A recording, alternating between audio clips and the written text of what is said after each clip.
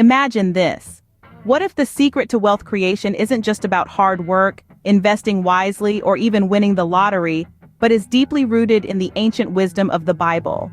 Delve into the story of King Solomon, one of the wealthiest men who ever lived. His riches weren't the result of a get-rich-quick scheme. Rather, they were a byproduct of his wisdom and understanding. The Bible in the book of Proverbs, chapter 4, verse 7 says, "Wisdom is the principal thing, therefore get wisdom, and with all thy getting get understanding." Solomon understood that wisdom and understanding were the real wealth. Everything else followed. Now consider the parable of the talents in the book of Matthew, chapter 25, verses 14 to 30. A master about to embark on a journey entrusted his wealth to his servants according to their abilities. The first two servants doubled their talents through trade and investment, while the third buried his in the ground. Upon the master's return, the first two were commended for their initiative, while the third was rebuked for his lack of action. From this parable, we glean that wealth creation requires initiative, risk-taking, and productive use of resources. Next, observe the principle of generosity.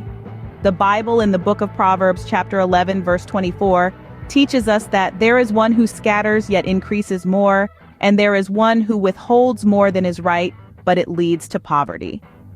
Generosity creates a cycle of blessing that not only enriches the giver, but also impacts the community at large. Finally, let's examine the principle of diligence.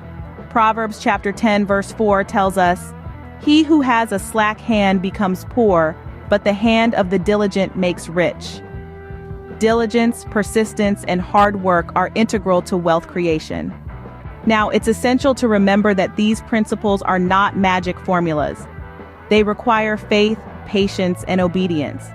They are not about pursuing wealth for its own sake, but for the good it can do. They remind us that wealth is a tool, not an end in itself. So, what have we learned today? First, wisdom and understanding are the real wealth. Second, wealth creation requires initiative, risk-taking, and productive use of resources. Third, generosity creates a cycle of blessing. Fourth, diligence, persistence, and hard work are integral to wealth creation. And finally, wealth is a tool, not an end in itself. Remember, the wisdom of the Bible has stood the test of time. Its principles, when applied with faith and patience, can guide us in our quest for wealth creation.